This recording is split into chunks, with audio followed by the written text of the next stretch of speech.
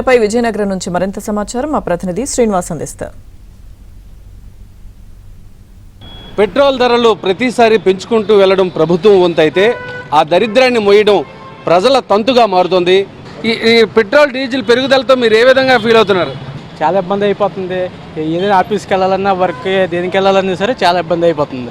కాబట్టి ఏంటంటే దీని గురించి ప్రభుత్వం దయించి పెట్రోల్ ధరలు బాగా తగ్గించాలి.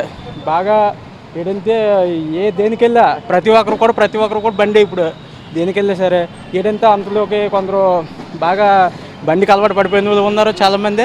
దానివల్ల ఏంటంటే ఇబ్బంది అయిపోతుంది బాగా. అందు గురించి వచ్చేసి దయించి ప్రభుత్వం దీని గురించి మాత్రం చర్యలు తీసుకోవాలి, బాగా తగ్గించాలి. మరీ ఎంత ఘోరంగా ఎప్పుడు లేదు పెట్రోల్ ధరల మాత్రం. అంటే సామాన్యుల్లో ఎవరిని కదిపినా సరే ఇదే గొంతు వినిపిస్తుంది. ఇలా ధరలు పెంచుకుంటూ వెళ్తే తాము ఎలా బ్రతకాలి, వచ్చినటువంటి జీతాలు తక్కువైతే అదేవిధంగా ఈ ధరల ఇలా పెరుగుదలతో తాము ఎలా బ్రతకాలంటారు? మీరు చెప్పండి, ఇటువంటి ధరల పెరుగుదలపై మీరు ఏమంటారు సీనియర్ సిటిజన్గా?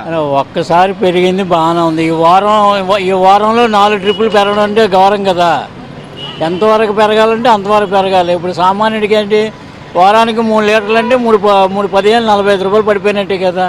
నెలకి 60 రూపాయలు పడిపోద్ది. అలాగే సామాన్ల మీద, కిరాణా మీద, ఆయిల్ మీద, అన్నింటి మీద పడిపోతుంది. సామాన్యుడు బతకడం కష్టమే కదా, అది మాకు అనిపిస్తుంది. అంటే మనం చూస్తున్నాం ఎలా బ్రతకాలి అనేటటువంటి మాట అయితే సర్వత్రా వినిపిస్తుంది. ఇకనైనా సరే పెరిగినటువంటి పెట్రోల్ డీజిల్ ధరలను తగ్గించాలని వినియోగదారులు అయితే విజ్ఞప్తి చేస్తున్నారు.